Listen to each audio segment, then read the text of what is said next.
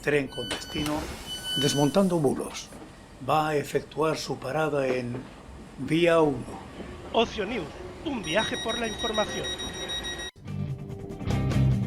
Bulos, mentiras, falsedades. Sara Martínez los desmonta para ti. No te lo pierdas. Desmontando Bulos con Sara Martínez.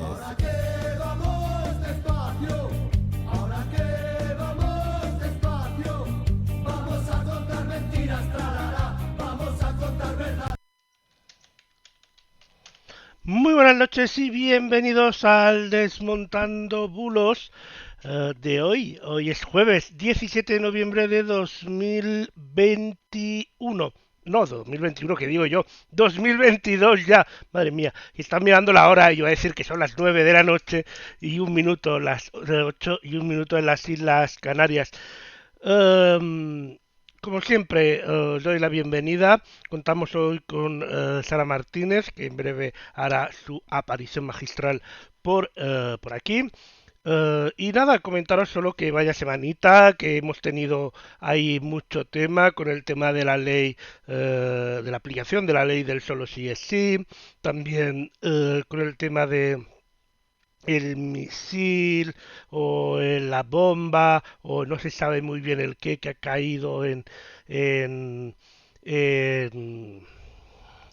en Polonia, que si es de Estados Unidos, que si es que si es de Estados Unidos, no, que si es de Rusia, quería decir que si es de Ucrania, que se ha sido sin querer, no, bueno, ya sabéis, gente después también ha sacado su parte de politiqueo y ha intentado hacer pues las cosas que se hacen, sus manipulaciones también y todas esas cosas, ¿no? Pero bueno, ya sabéis que nosotros siempre intentamos ser lo más imparciales posibles, intentamos a darles a todo por igual, y digo darles, sí, darles todos por igual, porque desde luego algunos se merecen que les demos, porque algunos no se bajan del burro ni sin querer, y lo diré así para no herir sensibilidades. Pero bueno, es lo que hay y vamos a empezar con este programa. Así que voy a dar paso enseguida a Sara Martínez. A ver, aquí la tenemos aquí, a ver, aquí. Muy buenas noches, Sara.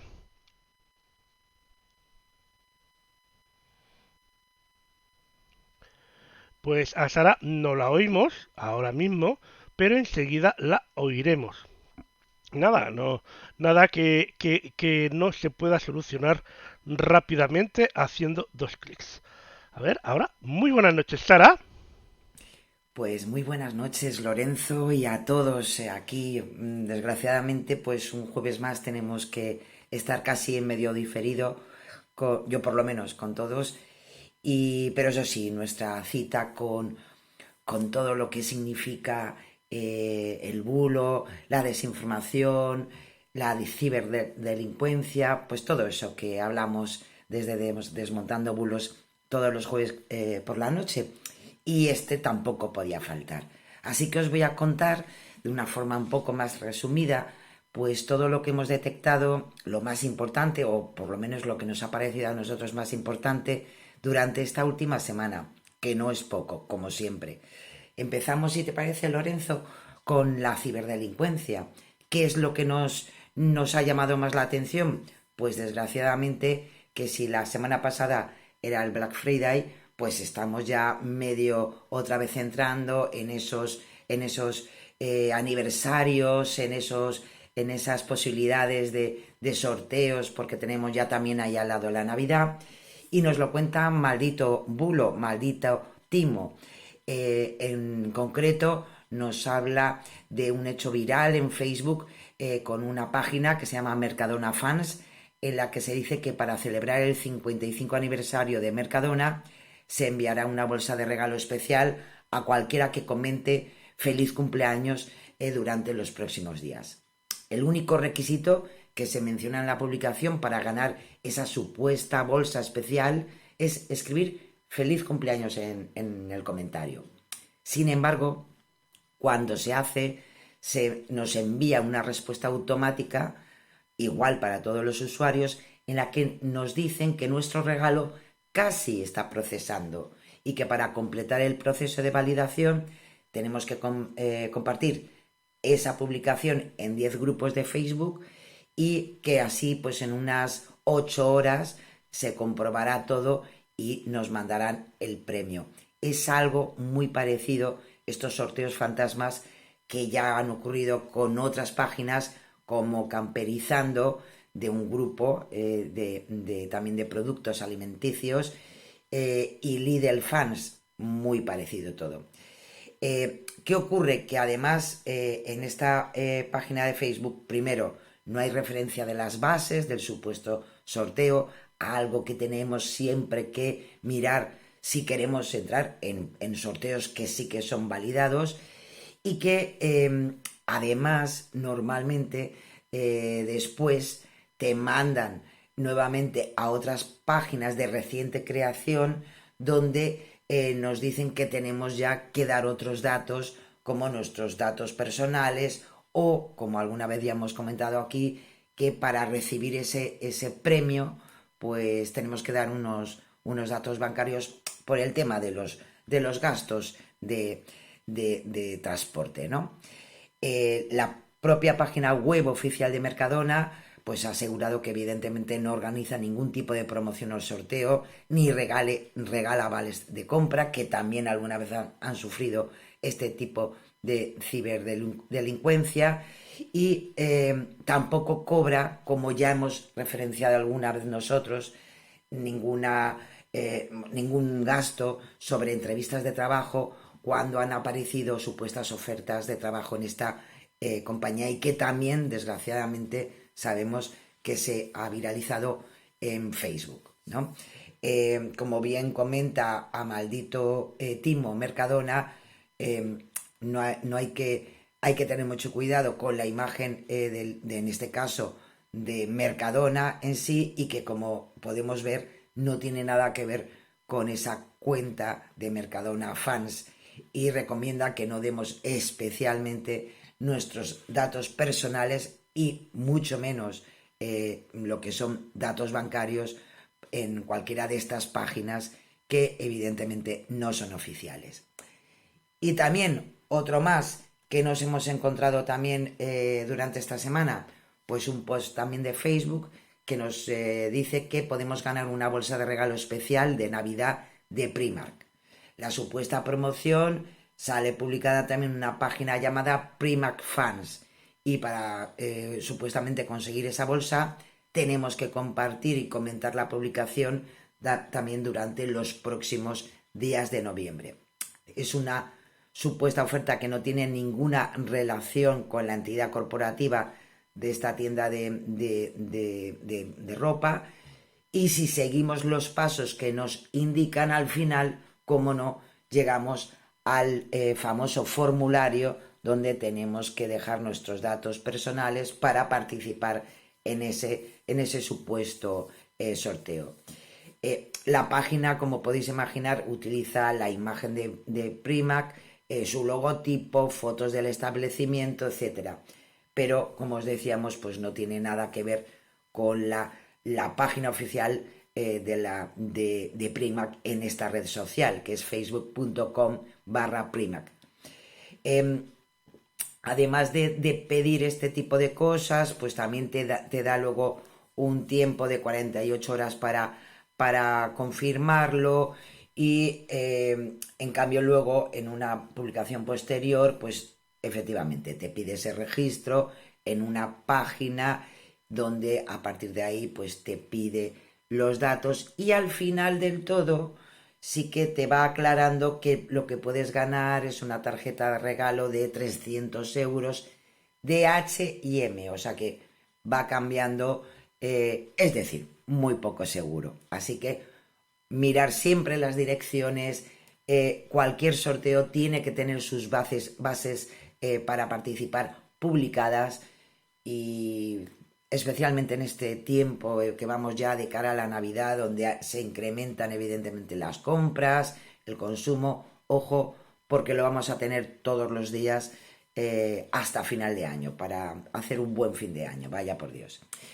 En cuanto a ciberseguridad, Lorenzo, Pues hoy nos quedamos con algunos datos que nos da la OSI, en concreto precisamente sobre la suplantación de identidad como una de las técnicas más comunes entre los ciberdelincuentes para obtener datos personales de los usuarios.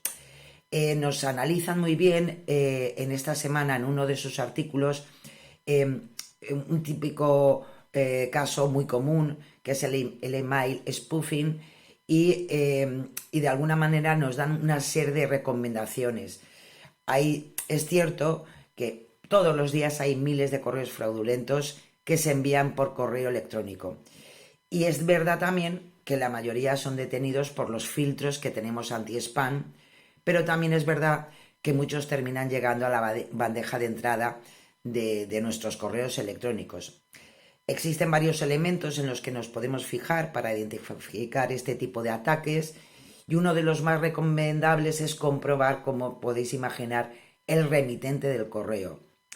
Sin embargo, esto no es un factor decisorio, ya que cada vez hay más ataques de phishing en los que el correo ha sido suplantado debido a un email de spoofing. Este email spoofing se lleva a cabo mediante un correo electrónico fraudulento en el que el atacante ha cambiado la dirección del remitente y el asunto para conseguir que parezca una comunicación real. Lo llevan a cabo especialmente, que eso es lo peor, para realizar estafas, engañar a sus víctimas con el objetivo de conseguir los datos personales nuestros, pues desde las contraseñas, los números de tarjeta de crédito, cuentas bancarias, DNI, datos personales en general.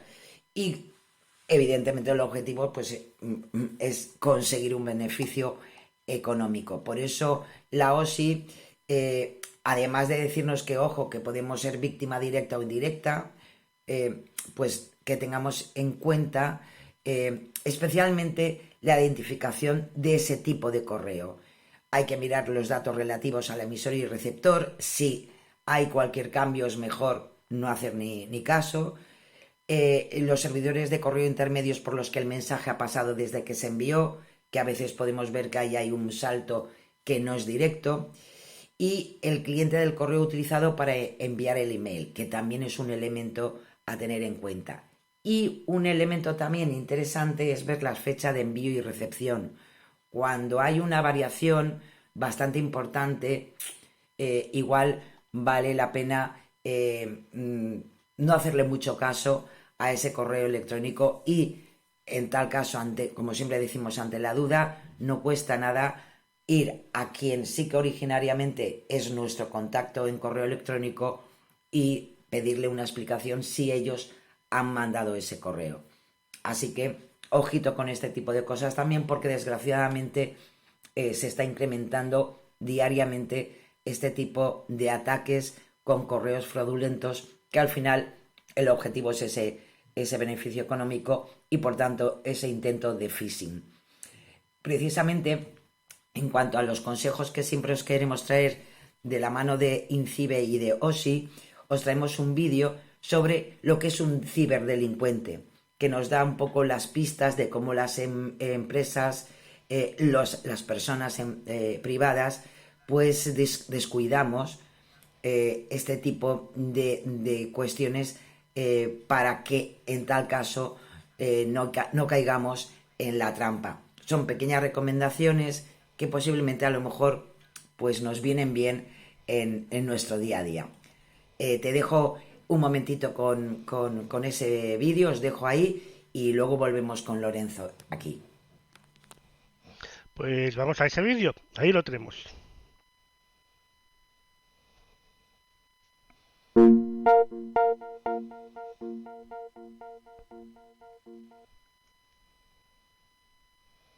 Aún recuerdo cuando tenía que esperar a que acabara la jornada de empresa y se vaciase de empleados para poder hacer un butrón y entrar para robar equipos informáticos, dinero, incluso información de la empresa.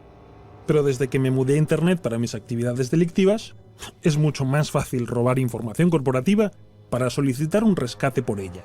Y lo mejor es que muchas empresas ni se dan cuenta. ¿Queréis saber cuáles son mis butrones en Internet? Pues os sorprenderíais con la información que hay disponible y lo sencillo que resulta infectar ordenadores en algunas empresas poco protegidas. A veces me basta con un simple correo electrónico con un virus adjunto.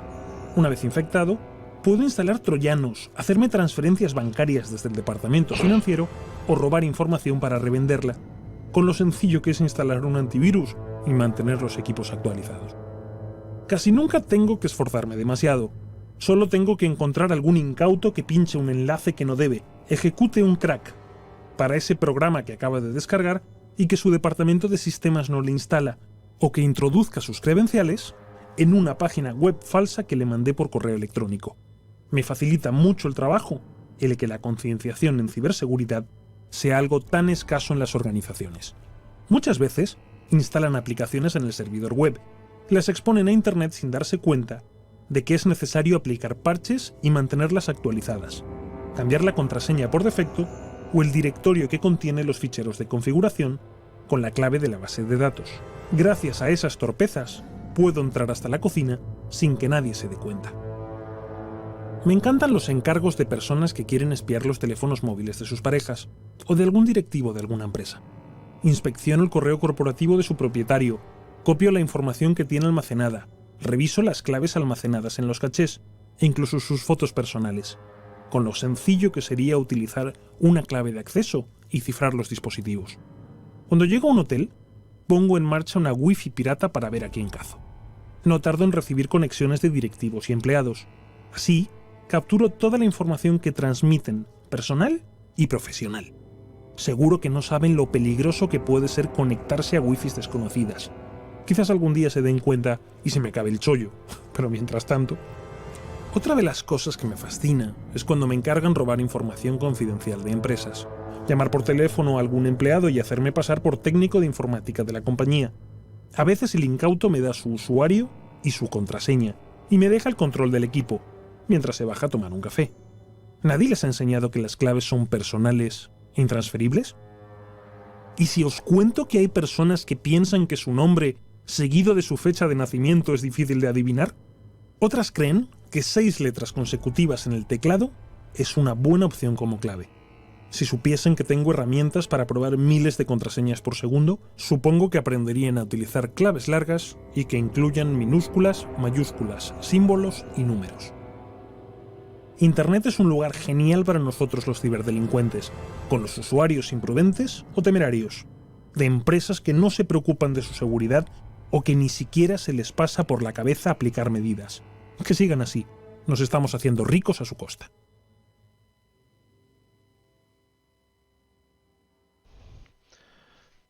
Ahí está esos consejos de la OSI. Antes de continuar con Sara, voy a contar una noticia fake, un bulo de última hora, que además lo ha desmentido el propio protagonista, y es que hace alrededor de una hora un periódico de tirada nacional, a través de su edición online, ha publicado que eBay dejaba Twitch y se pasaba a YouTube a transmitir. Y el propio Ibai en Twitch ha desmentido esta noticia y nos estaba contando que él no sabía que había dejado Twitch ni tampoco que lo había anunciado. Y es que la publicación hecha en el Confidencial de hace una hora ha sido desmentida por el propio Ibai Llanos hace 29 minutos. Así que ya sabéis, de momento Ibai no deja Twitch. Ahora volvemos con Sara para continuar. Adelante, Sara, continúa. Y seguimos con lo que nosotros llamamos, gracias a los compañeros de Cibio, el conocimiento, la transparencia en todo lo que significa la administración y los datos que tienen que ser públicos y, por su propio nombre, transparentes para la población, ¿no? En este caso os traigo un informe ya realizado hace un par de años, porque recogía el informe del Tribunal de Cuentas que fue publicado en el BOE. Estamos a punto, en los próximos meses, de tener próximamente ese nuevo informe de fiscalización de los contratos del sector público. Y en este caso os traigo un estupendo trabajo, como siempre, que han hecho en Cibio sobre los que del último del último informe fiscalizador de esta entidad, del Tribunal de Cuentas, y donde una vez más pues hay una larga lista de incumplimientos de la ley de contratos del sector público por parte de todos los ministerios y otras entidades públicas.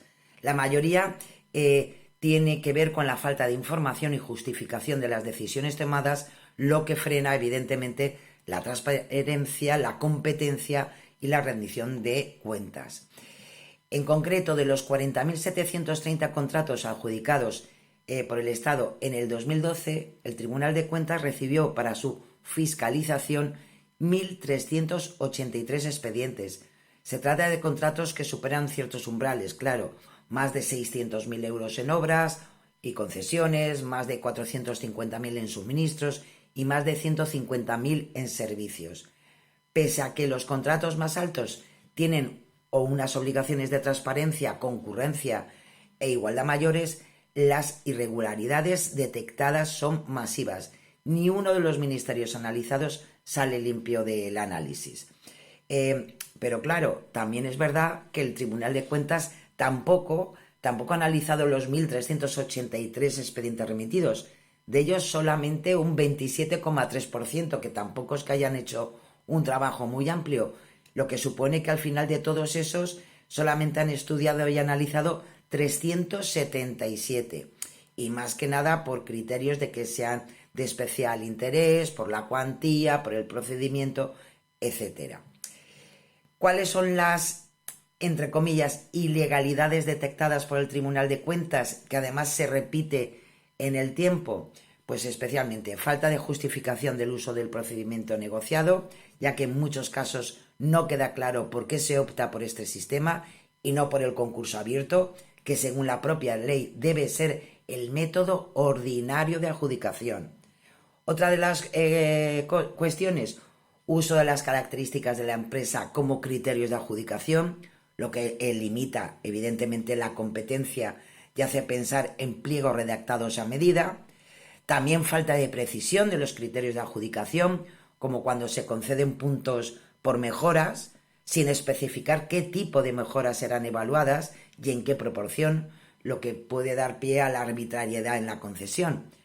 También el incumplimiento sistemático de las obligaciones de igualdad entre hombres y mujeres, que obligan a tener en cuenta los planes en este sentido y la efectiva implantación de los mismos de las empresas a contratar. También en cuanto a los límites a las rebajas de precio, lo que se conoce como el umbral de saciedad. A partir de cierto descuento en el precio, las rebajas posteriores ya no dan puntos. O también no se justifica por qué es necesario celebrar el contrato. No hay informes de necesidad ni en los que se declara que los medios propios no son suficientes para hacer frente a las necesidades públicas, cosa que también es importante. También otras cuestiones que fallan: el incumplimiento de las obligaciones de publicidad básicas. Parece impresionante, ¿no? Solo se publicó en contratación del Estado uno de los 23 contratos celebrados durante un año. Pues, hombre, pues mal, ¿no? Muy mal. Y una de las críticas también más repetidas en el informe está dirigida al escaso control a la ejecución de los contratos. Y esto sí que me parece vital. O sea, no se nombra a un responsable del contrato para hacer un seguimiento, aunque esté establecido de forma clara en los pliegos. No hay una vigilancia de ningún tipo. Esto provoca lo que muchas veces hemos visto en informaciones diarias: excesos en la facturación final y retrasos que en la mayoría de casos no provocan ni la resolución del contrato ni la aplicación de las sanciones previas. Con lo cual, pues hombre, está un poquito cojito todo esto, ¿no?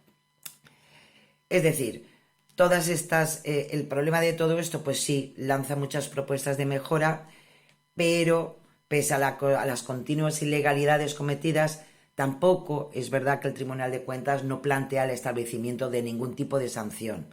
Y a lo mejor, como dicen los compañeros de Cibio, pues a lo mejor tanto repetirle a la administración que no está haciendo las cosas bien y que las sigan haciendo mal, pues igual a lo mejor será el momento también de sancionar a la administración. Así que ahí tenéis un desarrollo importantísimo, porque podéis luego hacer una búsqueda de diferentes contratos, etcétera, y la verdad os podéis pasar un rato muy interesante con los datos que ha ido recopilando Cibio. Y nos vamos a los datos como tal, que nos vienen de la mano de Europa Press Datos, ¿no? Durante esta semana han salido un montón de datos económicos, pero como estamos hablando mucho en estos últimos días sobre el incremento de la población en el mundo, etcétera, etcétera, pues os he querido traer unos datos precisamente de todo esto, porque también han salido esta semana.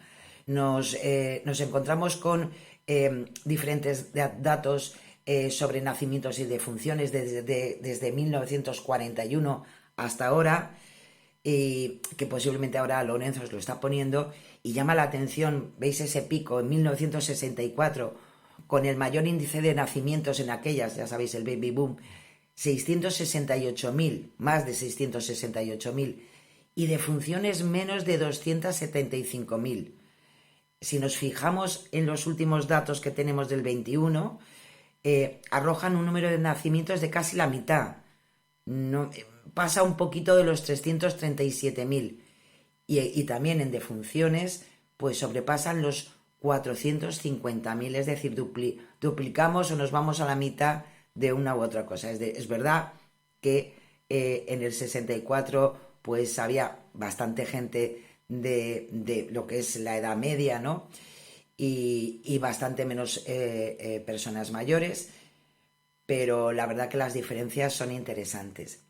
No nos vamos a quedar en España para hablar una temática como esta. Hay unas tendencias en la población en el mundo y nos vemos con datos interesantes. Vemos como los 6 países más poblados del mundo siguen siendo China, India, Estados Unidos, Indonesia, Pakistán, Brasil y Nigeria. Pero como podéis ver, la evolución desde 1950 pues ha tenido sus incrementos y reducciones, y podemos ver que los que a lo mejor hace unas décadas iban por debajo, pues ahora están bastante por encima, ¿no? Y otro gráfico también habla de la Unión Europea, y ahí tenemos a España también, con los 5 países más poblados: Alemania, Francia, Italia, España y Polonia. Como podéis ver, también ahí hay unos cambios interesantes entre Italia, Francia, España y Polonia, pues suben y bajan, y bueno, ahí estamos, pero aún así tenemos problemas de población, especialmente de nacimientos. Ese es el gravísimo problema. Como podéis ver al final en los datos que teníamos de España, las defunciones son mayores que los nacimientos, y ese es el gravísimo problema para el equilibrio poblacional. Y luego también, claro que sí, nos vamos a Iberoamérica, que también tiene sus propios datos, y tenemos a los países también como más poblados, Brasil, México, Colombia, Perú y Argentina. Viendo los cambios también entre Argentina, Colombia y Perú, como podéis ver, pues también han cambiado en las últimas décadas, ¿no? Y en cuanto ya que hablamos de todo esto, pues hablemos de la esperanza de vida. España es el tercer país con la esperanza de vida más alta del mundo, por detrás de Suiza y Japón. Otros países que se encuentran entre los 20 más favorecidos, según este indicador, pues ya veis, Australia, Francia y Singapur. Pero bueno, nosotros ahí estamos, con esa medalla de bronce, ¿no? Y os dejo también, hay un mapa de la esperanza de vida al nacer, que es muy visual, y ahí nos veis, ahí estamos, Españita está ahí, bueno, pues aguantando como puede, ¿no? Todo esto, sabéis muy bien que se han dado los últimos datos sobre esa población mundial, y ya se están haciendo extrapolaciones sobre lo que va a ocurrir en concreto hacia 2050, donde se considera, ya que estamos en los 8 millones, pues para 2050 la población mundial, si no pasa nada, que es una opción que tenemos encima de nuestra cabeza, pues podemos pensar que podemos tener más de 2.000 millones de población mundial de lo que tenemos en la actualidad. En concreto habrá eso se estima estadísticamente, unos 9.900 millones de personas. Hay que pensar también, como nos ponen los datos, En la actualidad la cantidad de habitantes en el mundo es 7 veces mayor que en el siglo XIX. O sea, hemos crecido mucho, ¿eh? Hemos crecido mucho en número de habitantes y bueno, y eso también va a suponer evidentemente pues problemas, ¿cómo no?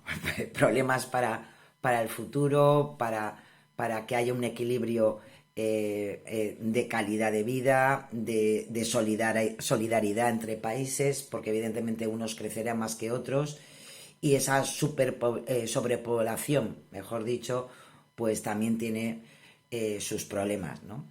Así que, bueno, ahí están los datos y bueno, vale la pena, la verdad que es interesante ver, no quedarnos solamente con el titular, sino pues irnos un poco a esos datos que sí que son reales, esos sí que están ahí y es lo que tenemos, es nuestra realidad y bueno, luego la interpretación cada uno la hará como quiera o como pueda, que ya es bastante, ¿no?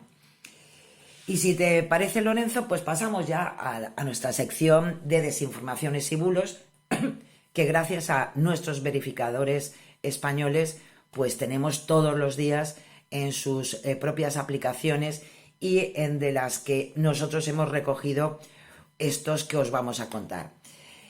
Maldito Bulo habla, ya sabéis que hemos tenido este fin de semana una manifestación a favor de la sanidad pública en Madrid, por los problemas que están teniendo con especialmente el tema de urgencias y os podéis imaginar que ante un hecho así, pues en redes sociales se ha movido muchísima desinformación.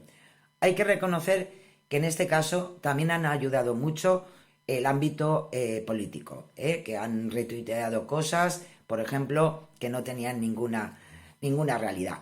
Por ejemplo, se hizo viral el mismo día de la manifestación diferentes imágenes de autobuses con eslóganes de Madrid es tierra de acogida y supongo que por eso para manifestarse por la sanidad madrileña vienen autobuses de Burgos o Toledo, o otros mensajes como autobuses fletados para la manifestación en contra de Ayuso, no por la sanidad, autobuses que salían de Toledo, Burgos o Salamanca. Bueno, hay que decir que esto se ha difundido de forma masiva durante las 24 horas antes y 24 horas después de la manifestación en Madrid.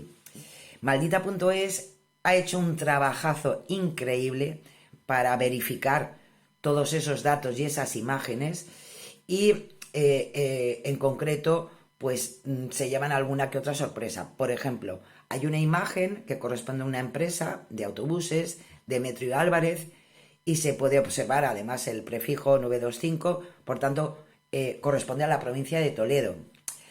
En concreto, Maldita.es se puso en contacto con esta empresa de autobuses, con origen en Santa Olalla, en Toledo, y les cuentan que precisamente ese autobús se movió y se dirigió a Madrid la mañana del 13 de noviembre para trasladar una excursión de los miembros de una cofradía local que iban a visitar al Cristo de Medinaceli, situado en la Basílica del Jesús de Medinaceli.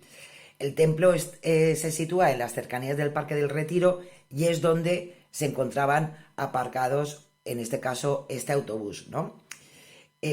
También asegura la misma empresa que luego se hizo un segundo viaje en la tarde del 13 de noviembre, pero ya por la tarde, con motivo de una actuación de Paz Padilla que tuvo lugar en la capital, ¿no? Porque claro, Madrid, además de la manifestación, pues también, en fin, había más gente, no era todo la manifestación. Es más o menos lo mismo lo que les ha pasado con otras imágenes de otros autobuses del Grupo Alvarado, que también se dirigió a la capital por esta misma actuación que os decíamos de Paz Padilla y que llevó a una excursión. Salió de Toledo, de Talavera de la Reina, por el Grupo Viajes Virginia para acudir a este evento. Tanto es así que hasta también esta propia agencia de viajes también lo ha confirmado a Maldita.es. Hay un tuit, en este caso del secretario general del Partido Popular de Madrid, Alfonso Serrano, que señalaba esa misma mañana un tercer autobús aparcado en Madrid y que procede de fuera de la comunidad, según decía y explicaba en su tuit, ¿no? Esa imagen que retuitea es de un vehículo del Grupo Rollo con origen en Cáceres, y es decir, ya hemos salido de la Comunidad de Madrid, y que se encontraba aparcado en las inmediaciones del Parque del Retiro. Pero ¿qué ocurre? Que ese autobús había viajado a Madrid para transportar a los jugadores del Club Deportivo San José Fútbol Sala, que además, hombre, pues porque tenían un partido en su liga, ¿no? Y por tanto, además el partido era en las instalaciones del Colegio Nuestra Señora del Pilar, situado varias calles al norte del parque. Así que, evidentemente, pues sí, no fueron a la manifestación, fueron a un partido, y que imaginemos que pues ganaría el mejor, allá cada cual. Sí que es verdad, para ser todo, justos en todo lo que se ha movido a partir de todo esto, sí que es verdad que también se incluyeron en Twitter algunas informaciones sobre algunos autobuses fletados por el Partido Socialista. En concreto, y se confirma, es verdad, habían 2 autobuses fletados por el PSOE en Arganda y Velilla, pero sí tienen relación con la manifestación porque son municipios de la Comunidad de Madrid, y bueno, el partido, en este caso el Partido Socialista, pues puede fletar los autobuses que crea conveniente para que sus ciudadanos, los que quieran, puedan participar en una manifestación como esta, o no, cada uno hará lo que quiera. Pero lo dicho, de todos los casos que se han movido en redes, solamente algo relacionado con la manifestación es unos autobuses fletados por el PSOE, pero de Arganda y Velilla, que son evidentemente municipios de la Comunidad de Madrid, y por tanto pues tenía la posibilidad de manifestarse a favor de esa sanidad pública que tanto de cabeza nos lleva no solamente a Madrid, sino a todos, pero bueno, en este caso evidentemente con una mayor intensidad en la comunidad autónoma. Así que eso por ahí. ¿Qué ha pasado también? Bueno, pues sabéis que hemos tenido en reunión al G20, se ha movido un montón de, bueno, en definitiva todos los líderes políticos que lo conforman. Se celebró en Indonesia, en la ciudad de Bali, y se han hecho virales algunas informaciones a partir del atuendo que utilizó Pedro Sánchez para llegar, ¿no?, a la inauguración de esa cena de bienvenida del G20, y es porque utilizó el batik, que es una vestimenta ceremonial de Indonesia y que es propio de estos acontecimientos en Indonesia. Bueno, ¿qué ocurre? Que se ha hecho manipulaciones de todo tipo. La más interesante, un fotomontaje donde se ve a Pedro Sánchez y además con el ministro de Exteriores ruso, porque aquí Putin sí que no ha querido venir. Entonces vino en su representación su ministro de Exteriores, Sergei Lavrov, que efectivamente también utilizaba este batik, igual que el presidente español, ¿no? Entonces han hecho un montaje donde se ve como si hubieran llegado juntos los dos con la misma vestimenta ceremonial. ¿Qué ocurre? Que efectivamente no es cierto, no llegaron juntos. Es verdad que utilizaron esta misma pieza de ropa, que es propia, ¿no?, de esta zona culturalmente, porque él llegó con su esposa, con Begoña Gómez, no con Sergei Lavrov, como se ha podido ver en imágenes reales del evento. Y bueno, luego también han habido críticas sobre la utilización de esta vestimenta, pero bueno, hay que decir que otros líderes políticos, como el primer ministro de Canadá, Justin Trudeau, o el propio presidente de China, Xi Jinping, pues han utilizado para esta cena de bienvenida el mismo batik. En definitiva, es una forma, ¿no?, de rendir respeto a un país como Indonesia, a su cultura, y lo que supone, pues bueno, también, ¿no?, entender las tradiciones de los diferentes países, ¿no? Así que, lo dicho, Pedro Sánchez no llegó con el ministro de Exteriores ruso y, por tanto, no hagan más conspiraciones, especialmente porque ahora hablamos mucho de los comunistas y el comunismo y todo eso. Bueno, pues una cosa, no, esto en concreto no tiene nada que ver. Nos vamos a F Verifica, que también nos trae diferentes informaciones, en concreto un mensaje que aseguraba que en Qatar, después de los partidos de la Copa del Mundo, que ya estamos ahí al lado, si nos dejan pues la crisis con Ucrania, pero en principio tenemos ya el Mundial ahí, y es un mensaje donde se puede ver que se va a poder ver gratis después de la Copa del Mundo cómo ahorcan a los homosexuales. Es una barbaridad, la imagen ya es un poco desastrosa, ¿no? Se ha difundido en Twitter, en Facebook, va acompañada, como podéis ver, de una fotografía que muestra a 2 hombres con sogas en el cuello. Te cuentan que los ahorcamientos a los homosexuales en Qatar son a la luz del día en las avenidas, y vamos a ver cosas por televisión y redes muy extremas este fin de año, según dicen diferentes publicaciones. Y tanto es así que, en concreto, en Twitter se han acumulado con este contenido más de 19.000 me gustas, o sea que no es poca cosa. En Facebook, por ejemplo, se sostiene que ese es el tipo de cosas que pasan en los países donde la religión se ha metido en la legislación y en los gobiernos. Vamos a ver, en primer lugar, en Qatar no hay registros de que el Estado haya ejecutado a una persona por ser homosexual. Es un dato que nos lo da la propia Asociación Internacional de Lesbianas, Gays, Bisexuales, Transexuales e Intersexuales. ¿Y qué ocurre además? Que esta foto que se está compartiendo para dar veracidad a ese contenido corresponde a una protesta de 2013 de iraníes en Alemania.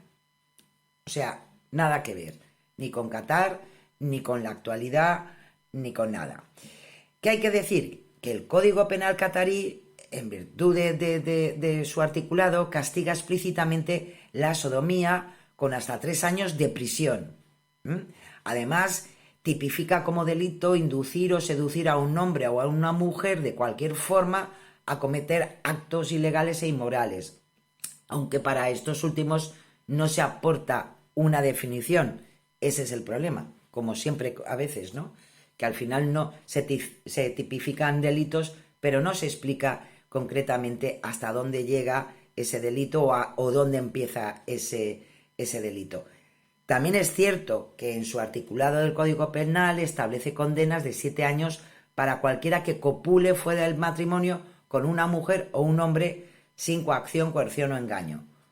Claro, ¿qué ocurre? Que al no especificar el género de la otra parte, esta disposición podría aplicarse para sancionar las relaciones entre personas del mismo sexo, y es lo que evidentemente las asociaciones de derechos humanos e igualdad es lo que llevan denunciando ya muchísimo tiempo sobre este país, ¿no? Pero eso sí, también hay que decirlo, que no se ha podido documentar una ejecución por prácticas homosexuales en Qatar, si bien, que no es poca cosa, pero si bien aún aplica la pena de muerte para otros delitos, que de todo hay que hablar, no solamente de una parte, hay que ver el conjunto de su estructura jurídica, que evidentemente pues deja mucho que desear, ¿no? En todo caso, las ejecuciones, que son raras en Qatar, lo dice el propio Centro Cornell sobre la pena de muerte, pues no es uno de los elementos que nos pueda ser motivo para crear esa inseguridad. Hay otras cosas, como os decía, más importantes. Lo que pasa que, claro, evidentemente el bulo no nos va a dar información, sino nos va a dar exageración de las situaciones que se producen en un lugar o con una persona, ¿no? Por tanto, contrariamente a lo que se afirma en redes sociales, no es común ver en Qatar ejecuciones en las avenidas, pese a que el país ha sido señalado, como os decía, por organizaciones, en fin, como Amnistía Internacional, por sus legislaciones que discriminan, ojo, a mujeres, a migrantes y por personas del colectivo LGTB. Así que, lo dicho, y ojo, lo más importante, que la imagen que se ha movido no tiene que ver ni con esto que se quiere denunciar, ni con Qatar. Lo dicho, es una protesta, un simulacro de protesta que se hizo por parte de ciudadanos iraníes en Alemania, y hace ya bastante tiempo. Y nos vamos también a un vídeo, según F Verifica. Volvemos a Brasil, os lo decía la otra semana, se mueve muchísima desinformación desde la convocatoria de elecciones y los resultados de las elecciones donde salió vencedor Lula da Silva. Bueno, pues tenemos otra vez un vídeo corto que muestra una avenida atestada de personas donde nos dicen en Twitter y en Facebook, son 11 segundos de grabación, muy poquita cosa, sobre esa protesta que tiene que ver con los resultados de las elecciones del pasado 30 de octubre. Y sabéis que ganó Lula, derrotó al que había sido hasta ahora presidente, Bolsonaro, con una diferencia de 1,8 puntos porcentuales, o sea que estuvo eso muy reñido. Y pues se ha movido este vídeo donde nos dicen que es una protesta en contra precisamente de esos resultados. Nos dicen que Brasil continúa en las calles denunciando las irregularidades de las pasadas elecciones presidenciales, y todo esto pues ha movido más de 22.000 me gusta en Twitter y más de 312.000 visualizaciones. Claro, ¿qué es lo que ocurre? Que estas imágenes fueron grabadas no ahora, sino son imágenes de una manifestación de simpatizantes de Bolsonaro en Brasilia durante el Día de la Independencia el año pasado, en 2021. Nos lo muestra la búsqueda inversa de imágenes en Google, que ya se encontraba en línea al menos en septiembre de este año, cuando fueron compartidas también en Twitter y en TikTok. También el medio de verificación brasileño Aos Fatos, que es también miembro de la International Fact-Checking Network, como SF Verifica y nuestros verificadores españoles, pues también encontró grabaciones sobre esto que ocurrió en 2021, ya salían en agosto. Un recorte de los edificios emblemáticos, que es una manera de verificar imágenes por frame, pues nos lo da Yandex con la localización de la grabación, y efectivamente nos sale en Brasilia, en la explanada de los ministerios, avenida donde se concentran todos los edificios públicos, ¿no?, brasileños de la capital. Y si buscamos por palabras clave, que es también muy propio para intentar hacer verificaciones, buscamos manifestaciones plenadas de ministerios, ¿no?, y ponemos fechas de filtro antes de agosto de 2022, que estaríamos fuera de lo que ha sido octubre de 2022, nos devuelve varios resultados de estas manifestaciones, ¿no? Y ya por último, si nos vamos a buscar imágenes, pues podemos encontrar en Jornalismo TV, Reddit TV, sobre esa manifestación de septiembre de 2021, en concreto el 7 de septiembre, que es el Día de la Independencia en Brasil, y se ven los mismos planos, las mismas imágenes que ahora se han hecho virales con un contenido evidentemente falso. En resumen, es un vídeo que muestra, sí, una avenida atestada de personas, pero que no tiene nada que ver con ninguna protesta actual contra la victoria electoral de Lula da Silva en Brasil, sino es una manifestación, por cierto, bastante cercana a los partidos de derecha, para el Día de la Independencia en 2021, que se celebró en concreto el 7 de abril del año pasado. O sea, sé que nada que ver. Y nos vamos con Radio Televisión Verifica también. En concreto, hay diferentes contenidos muy interesantes, pero os he traído un par de ellos. Uno que tiene que ver con Estados Unidos, también con las últimas elecciones que han tenido ellos allí en Estados Unidos, esas elecciones legislativas, ¿no? Y en redes sociales, pues evidentemente también se han movido algunos contenidos desinformadores, en concreto imágenes de papeletas afirmando que se trata de cientos de votos que fueron tirados a la basura en las actuales elecciones de Estados Unidos. En concreto, esas fotos, como bien hace Verificar Radio y Televisión Española, pues ha estado verificándolas, perdón, y no son actuales. Las papeletas se encontraron en 2020 en estados de Nueva Jersey y en Wisconsin, tras incidentes que ya se conocieron en su momento, en 2020, y fueron investigados por las autoridades. En Twitter se ha viralizado un mensaje en inglés que dice: elecciones 2022, desde el condado de Los Ángeles, California, hasta el condado de Chávez, Nuevo México. Los basureros informan que han encontrado miles de papeletas electorales de las elecciones legislativas en la basura en cientos de lugares. El tuit no es poca cosa, cuenta con más de 5.300 retweets y más de 57.000 me gusta. Es decir, que de paso la gente, al final, mucha gente se cree este tipo de montajes. La cuenta que difunde inicialmente este bulo se hace pasar por un medio de comunicación, pero claro, juega con la ambigüedad de no calificarse a sí misma como una cuenta parodia, pero se define en su perfil como noticias de especulación, ya que de todas maneras todo está inventado.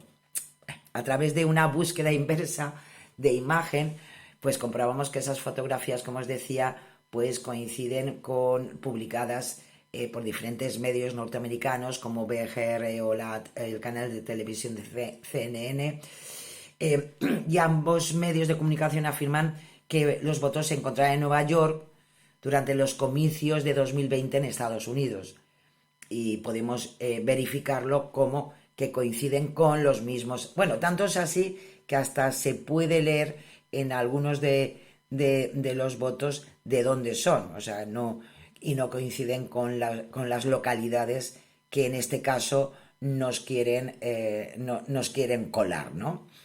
Lo dicho, es una artimaña más de las que muchas veces ya pues sabéis que hemos encontrado.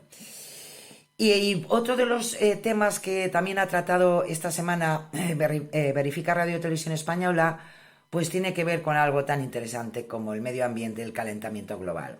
Nuevamente en redes sociales se está aumentando muchísimo este tipo de contenidos, pues nuevamente se ha hecho viral mensajes que afirman que la capa de hielo de Groenlandia se está recuperando y que su derretimiento se debe al calentamiento natural del planeta y no a las emisiones de dióxido de carbono por el cambio climático.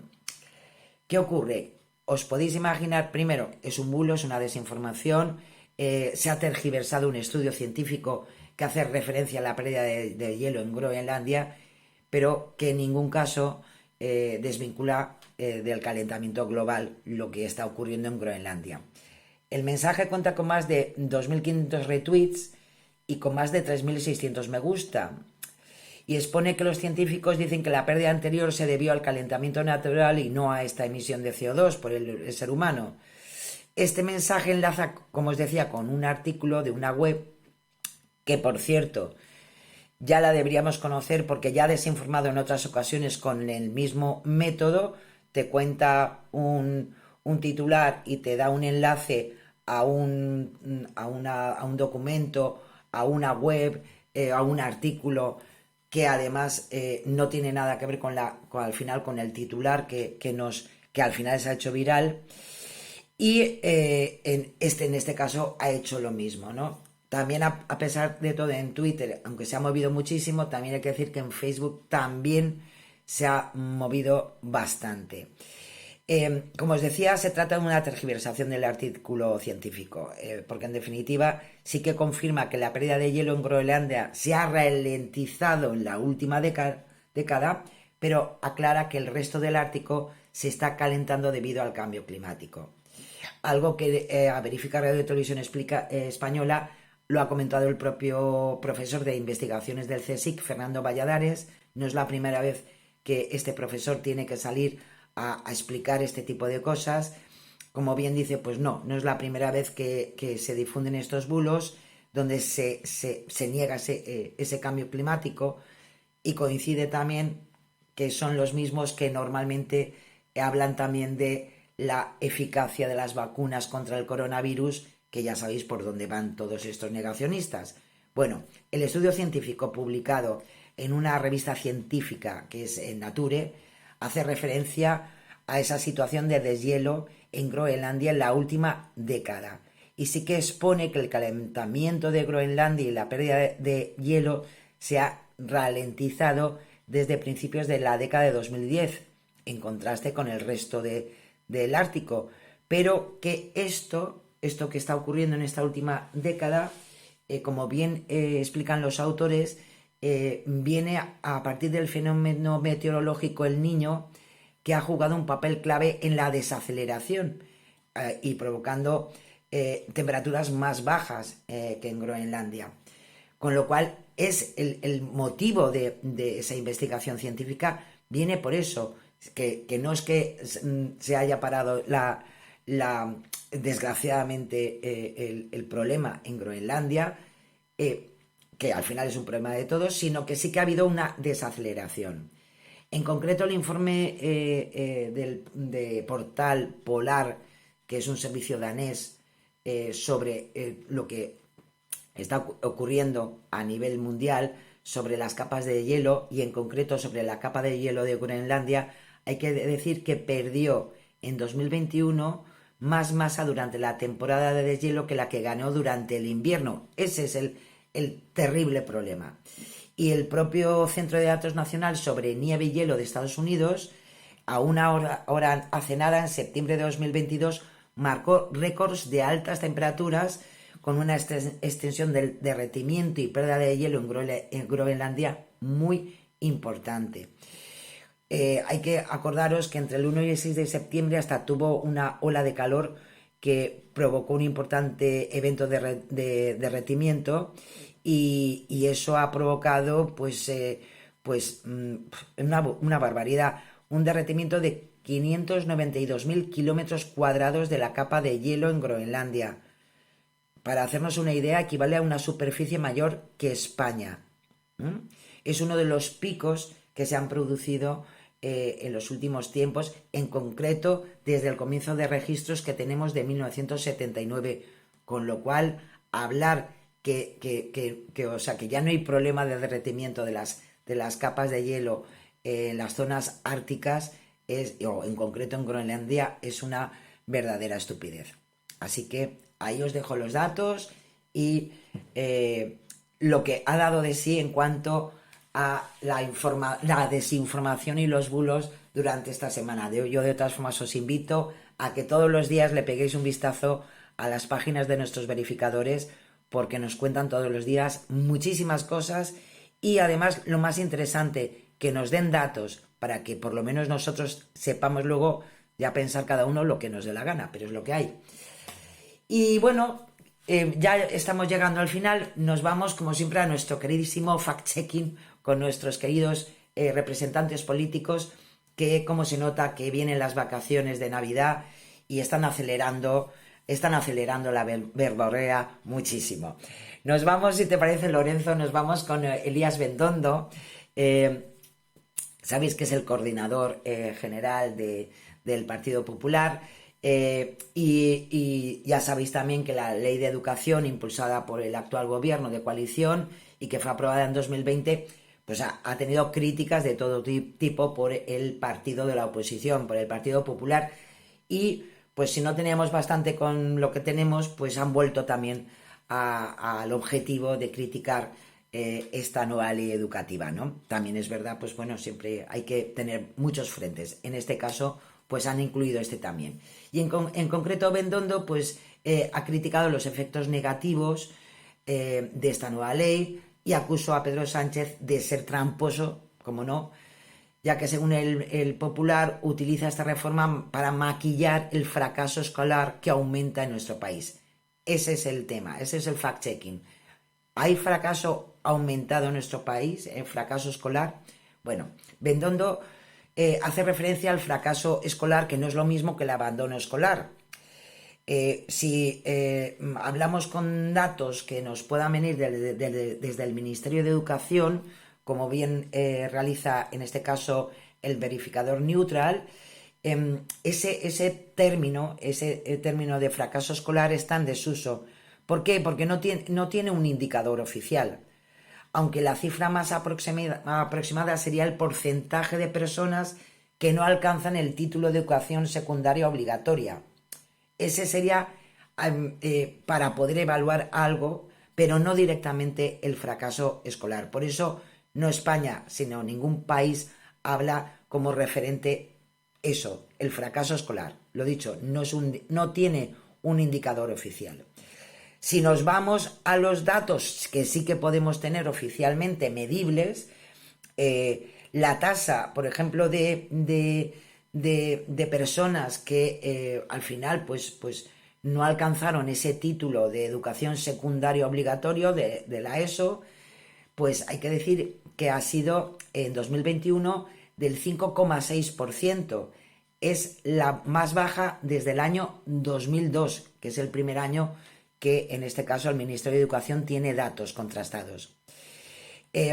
Si en el caso de que el coordinador del PP se refiriera al abandono escolar temprano, que tampoco es fracaso escolar, es eso, abandono escolar, son cifras reales y objetivas, pues las cifras tampoco avalan esa afirmación, porque en 2021 la tasa de abandono escolar también registró el mínimo de la serie histórica con un 13,3%. Sabéis muy bien que Neutral siempre se pone en contacto con los gabinetes de prensa o comunicación de los políticos o partidos políticos que hacen estas declaraciones para tener, pues hombre, una aclaración por su parte, pero nuevamente, en este caso, igual que en otros, pues no han tenido todavía respuesta, o sea que no, mutis por el foro. Lo dicho, según los datos en 2021, que también, por ejemplo, recoge temas de formación de jóvenes que abandonan los estudios, vamos a ponerlo un poco más alto, jóvenes entre 18 y 24 años que no continuaron sus estudios, pues también nos dan que un 5,6% no tenía el título de la ESO. Pero también con este dato también se consolida la tendencia descendiente que se marca en concreto sobre este dato de no tener el título de la ESO desde 2016. Por tanto, en resumen, el fracaso escolar aumenta en nuestro país, tal como dijo Elías Bendondo, es falso. ¿Por qué? Primero, porque no es un dato objetivo, no lo podemos medir, y el resto de tasas que nos pueden acercar, o tanto por abandono, porque no han conseguido el título de la ESO, pues viene descendiendo desde hace bastante tiempo, desde 2016, y en concreto el año pasado estos datos fueron los más bajos de toda la serie histórica. Así que lo sentimos, pero es falso. Y nos vamos a Pedro Sánchez, a nuestro presidente del gobierno, ¿no? Sabéis muy bien que se ha estado hablando durante todas estas semanas sobre el delito de sedición. Hicimos verificaciones la semana pasada precisamente con esto, y esta vez le toca a Pedro Sánchez, porque en diferentes medios de comunicación, en sus entrevistas, ha hecho una aseveración muy interesante. En concreto, Pedro Sánchez dijo que es un compromiso de investidura que yo asumí ante las Cortes Generales. Bueno, ahí está Neutral para ver si eso es cierto. En concreto, es verdad que tenía o era un compromiso de investidura asumido por Pedro Sánchez ante las Cortes Generales. De algo así podría ser, porque también es cierto que hay otros miembros del gobierno que han hecho declaraciones muy parecidas, como el ministro de la Presidencia, como Félix Bolaños. Pero ¿qué ocurre? Que aunque Sánchez ha hecho referencia a esta reforma, eso sí, en distintas ocasiones, hay que irnos al discurso de investidura allá en el 4 de enero de 2020 para saber si esto es cierto. ¿Qué ocurre? Que ni el 4 de enero, ni luego el 5 y 7 de enero, fueron las posteriores sesiones plenarias para la investidura, ¿no? Como para ser presidente del gobierno. En ninguna de ellas hizo referencia en concreto de esta manera sobre el delito de sedición. Sí que es cierto que 2 semanas después del debate de investidura, en concreto el 20 de enero de 2020, Sánchez ya habló de una posible reforma del delito de sedición. En concreto, en una entrevista en Radio Televisión Española, al responder a una pregunta sobre rebajas en las penas de este delito, el presidente respondió que aunque hay que ir paso a paso, es evidente que toda esta crisis, en concreto la crisis en Cataluña, ha demostrado algo, y es que tenemos un código penal que no corresponde con la época que ha tocado vivir a España. En varias ocasiones también lo hace. También en el Congreso de los Diputados también hizo mención con la explicación que también hemos recibido estos días, no tenemos delitos homologables a lo que ocurre en otros países europeos y por tanto es una evidencia más de que sería interesante esta reforma. Y hace 1 año y medio también, durante una sesión en el Congreso, Sánchez se dirigió a Míriam Nogueras de JxCat y aseguró que en 2017 España aprendió una lección sobre el desajuste de nuestro Código Penal y reiteró su compromiso, su intención y su voluntad política para aprender de lo ocurrido y actualizar ese Código Penal, algo que podemos ver en el propio diario de sesiones del Congreso de los Diputados. Así que con todos estos datos, y ojo, con uno también muy interesante, que también nos lo proporciona Neutral. También es verdad que en mayo de 2018, un mes antes de la moción de censura a Mariano Rajoy, y por tanto con Pedro Sánchez en la oposición, sí que es verdad que los socialistas planteaban una reforma del Código Penal. Sin embargo, no hablaron del delito de sedición, como hicieron tras la investidura, sino de rebelión. Con lo cual, pues hombre, pues ahí también había, sí que en este caso yo creo que sí que se puede decir que había un espíritu que todos compartían, pero la verdad que la cuestión planteada en la investidura y el compromiso en la investidura, pues hay que decirle a Pedro Sánchez que no es cierto. Sus compromisos han sido posteriores. Por parte del Partido Socialista sí que había un cierto espíritu de revisión de esta temática penal, pero tal como lo han querido resumir, pues no es verdad, es falso. Y nos vamos con Ione Belarra, la ministra de Derechos Sociales y Agenda 2030, que sabéis que está en trámite, aunque nos olvidemos, está en trámite el presupuesto presentado por el Gobierno de España para el año que viene, y está en su trámite parlamentario. Y Ione Belarra pues ya ha dicho en varias ocasiones que en cuanto a lo que es el presupuesto del gasto militar, pues que ya sabéis que ellos como que no están muy de acuerdo y plantean que se ha hecho intentos de duplicar ese gasto militar en España, que ya está por otra parte, según Ione Belarra, en niveles récord.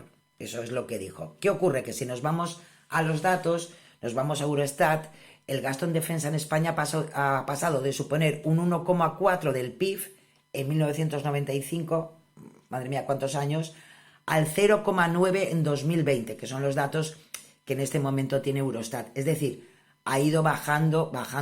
Es decir, que de niveles récord, pues no. Neutral, sabéis muy bien que se puso en contacto con el gabinete de prensa, en este caso de Ione Belarra, y sí que hubo una explicación. En concreto, dice que la ministra incluye los gastos extraordinarios del fondo de contingencia, que no se reflejan en el presupuesto y que también es gasto en defensa. Y en concreto, dicen que esta afirmación se puede comprobar por el informe del Centre de l'AS, el gasto militar real del Estado español para 2022. Claro, Neutral estupendamente se va a esos datos, se van a los datos de esta organización, que también muestra el gasto militar en España, pero no afirmando lo que dice la ministra, no está en niveles de récord. Según el Centro de l'AS, como el Instituto Internacional de Estudios para la Paz de Estocolmo, el SIPRI, que son referentes a nivel internacional, Incluye en sus cálculos otras partidas indirectas en defensa, no solamente de España, sino del resto de países, pero en ambos indicadores se muestra una evolución a la baja en el gasto en defensa. Según estos datos, el gasto en defensa en España ha pasado de representar el 1,4% del PIB al 0,9% en 2020. Y Hacienda, que también mide el peso del gasto en defensa en función del total del gasto de las administraciones públicas, pues también en su último informe se puede observar la caída del peso del gasto en defensa sobre el total del gasto público. En concreto, el Centro de las, que es la organización que el Ministerio, además de Derechos Sociales y Agenda, pues cita, el gasto militar real en España representó el 1,8% en 2022 y, por tanto, pues está lejos de los récords, ¿no?, de inversión que, según esta fuente, llegaban al 4,98 en los años 70. Y si nos vamos a los datos de SIPRI, que es una fuente que utiliza también el Banco Mundial, pues también tiene una tendencia similar. En el 85 la inversión en defensa comenzó a menguar. En el 95, como os decía antes, ya abandonó esa tasa del 2% del PIB, hasta llegar al 1,35 de 2021. Con lo cual, pues lo sentimos mucho, pero en este caso Yone Belarra ha exagerado un poquito y evidentemente la afirmación que hizo sobre el gasto en defensa real en España es falso. Y terminamos, como no, con Isabel Díaz Ayuso, la presidenta de la Comunidad de Madrid, en uno de los últimos encuentros de la Asamblea Regional. Pues la presidenta de la Comunidad de Madrid, con lo que está cayendo, Dios mío, con el cambio climático, con todo esto, pues dijo que desde que la Tierra existe, desde el origen, ha habido siempre cambio climático, ha habido ciclos. Nosotros tendremos que poner medidas para paliarlo, pero no pueden seguir contra la evidencia científica única y exclusivamente porque siempre tienen ustedes detrás en su cabeza lo que se llama comunismo. Bueno, la verdad que hay que decir que esta afirmación en ese debate, ¿no?, en la Asamblea Regional, pues ha traído bastantes consecuencias y bastantes declaraciones contrarias a lo que dijo, ¿no? Porque, claro, aunque la Tierra ha vivido a lo largo de la historia distintos ciclos climáticos, lo cierto es que la actual emergencia no tiene precedentes debido a que es una causa directa, como hemos dicho ya muchas veces, de esas emisiones de gases de efecto invernadero producidos evidentemente por los seres humanos, porque aquí en esto solamente estamos funcionando nosotros. Como bien dice el jefe del Departamento de Biogeografía y Cambio Climático del Museo Nacional de Ciencias Naturales, que depende del CSIC, del Consejo Superior de Investigaciones Científicas, David Vieites, estamos en un ciclo que no es natural y está evidentemente causado por la actividad humana. Es algo que se apunta en la investigación, que desde la Revolución Industrial evidentemente ese cambio se ha ido acelerando y antes los ciclos climáticos eran mucho más lentos, necesitaban millones de años para que se produjeran esos cambios y en cambio en este momento, y lo dicho, desde la Revolución Industrial, pues evidentemente esos incrementos de temperatura van mucho más rápidos, son más intensos y evidentemente no responden a fenómenos naturales. El Grupo Intergubernamental de Expertos sobre el Cambio Climático también ha querido comentar pues, sobre la barbaridad de negar que al final, en definitiva, todo esto pues tiene que ver con la mano del ser humano y la actividad del ser humano. Y como bien dicen, desde 1850 la temperatura media global ha aumentado un 1,1 grado con respecto a la era preindustrial. Y eso ha supuesto que en Europa se cierre octubre como el más cálido de su historia, con temperaturas casi de 2 grados por encima del periodo de 91-2020 que se tenía de referencia según el Servicio Europeo de Copérnicus, ¿no? Entonces, lo dicho, aunque la Tierra haya experimentado ciclos climáticos lógico y normal desde su origen, el problema que tenemos, y es lo más terrible de todo, es que estos cambios se están produciendo cada vez de forma más drástica y en un tiempo muchísimo menor, con lo cual pues yo creo que vale la pena tenerlo en cuenta. Así que lo sentimos por la presidenta de la Comunidad de Madrid, pero no es cierto, ni creo que debería hacer ese tipo de afirmaciones para el juego político. Nos jugamos cosas mucho más importantes que unas elecciones, nos jugamos nuestra vida y el futuro de la Tierra y de la gente que viene detrás de nosotros. Así que, sintiéndolo mucho, es falso. Ay, ¿qué le vamos a dar? Y bueno, Lorenzo, pues hasta aquí el resumen, ¿no? de todo lo que ha dado de sí esta semana. Como yo no puedo estar en directo, pues os dejo bueno, a mí me ha encantado, es un corto precioso de la Escuela de Oficios Artísticos francesa ESMA. Ya sabéis que es una escuela con formación de cine de animación en 3D, con gente muy joven. En este caso os traigo un corto producido y dirigido por Arévalo Zamora, Duren, Ketin Garou, Massin Salvatore, Florence Aglan, Thomas Sponi, Alex Tregut, y con la música de Laurent Lozano, hijo, precioso. Nos vamos a finales del siglo XIX, en Alaska, hablando tanto del cambio climático, ¿no? Y Hark, un cazador robusto, se encuentra inesperadamente con un alce sobrenatural que le anuncia el apocalipsis. Así que os dejo con lo que ocurre y la metáfora tan genial que tenemos. Así que yo os dejo con Lorenzo, con este corto. Os deseo lo mejor para toda esta semana. El jueves que viene, Lorenzo, nos veremos qué ocurre en Ucrania con todo lo que está pasando. Sabéis que hemos estado ahí a un puntito del inicio de ya la confrontación mundial. Entonces esperemos que se inaugure el Mundial de Fútbol y nada más, que de Mundial solamente tengamos fútbol. Y el jueves que viene pues estaremos aquí y yo espero estar en directo con todos vosotros para compartir todo lo que ha dado de sí. Se os quiere muchísimo. Besiños. Genial todo lo que nos has contado. Ahora vemos el vídeo y sí, esperemos que con el Mundial se calmen las cosas. Vamos a ver el vídeo.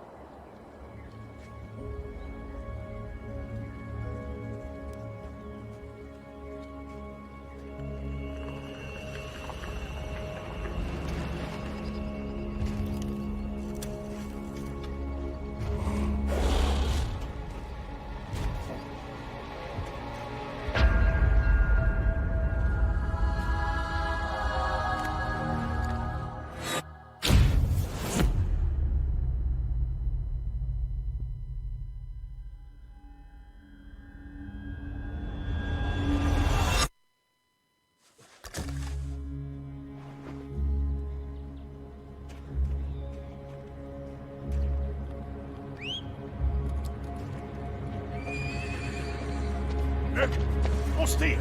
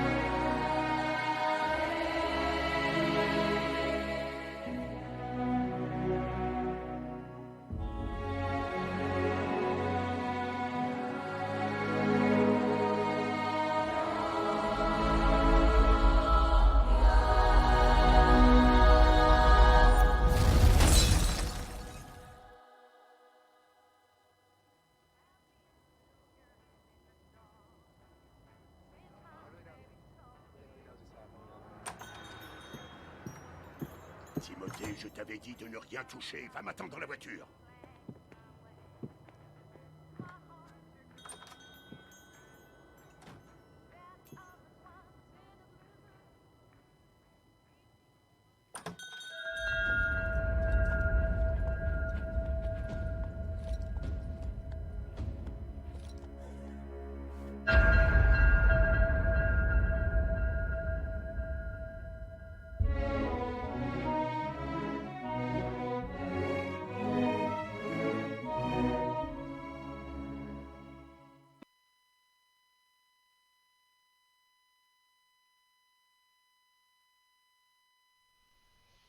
Increíble la cantidad de detalles que tiene este trabajazo hecho por estos genios.